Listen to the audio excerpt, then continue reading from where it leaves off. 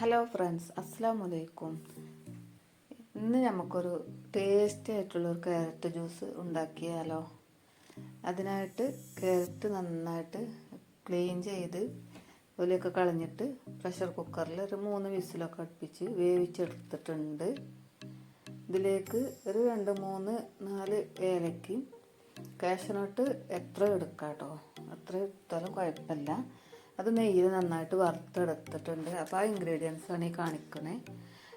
Carrot വേവിച്ചിട്ടുണ്ട്, പിന്നെ ഏലക്കയും കാഷ്യൂനട്ടും, പിന്നെ പാലും, പിന്നെ ഷുഗറും പഞ്ചസാര അത്ര ചേർത്തിട്ട്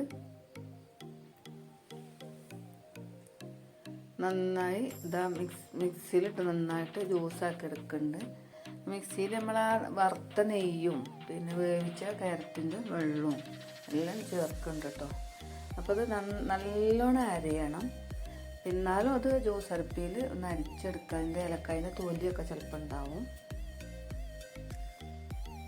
അപ്പോൾ ഇത് കുഞ്ഞുങ്ങൾക്കൊക്കെ ക്യാരറ്റ് ടേസ്റ്റ് ഇഷ്ടമുണ്ടാവില്ല. അപ്പോൾ ഈ ജ്യൂസ് നല്ലൊരു ഫ്ലേവറാണ് ഏലക്കയും കാഷ്യൂനട്ടും ചേർക്കുമ്പം. പിന്നെ ഏലക്ക കൂടി പോവാതെ ശ്രദ്ധിക്കണം. 3 4 ഒക്കെ ചേർത്തിട്ടാൽ, അല്ലെങ്കിൽ അത് ടേസ്റ്റ് കൂടുതലായിപ്പോവും. അപ്പോൾ ഈ സൂപ്പർ ജ്യൂസ് എല്ലാവരും ട്രൈ ചെയ്യണം കേട്ടോ. ക്യാരറ്റ് നമ്മൾ പച്ചയിലടിക്കുമ്പം അതിൻ്റെ ആ ഒരു ചവർപ്പ് ടേസ്റ്റ് ആർക്കും ഇഷ്ടമുണ്ടാവില്ല.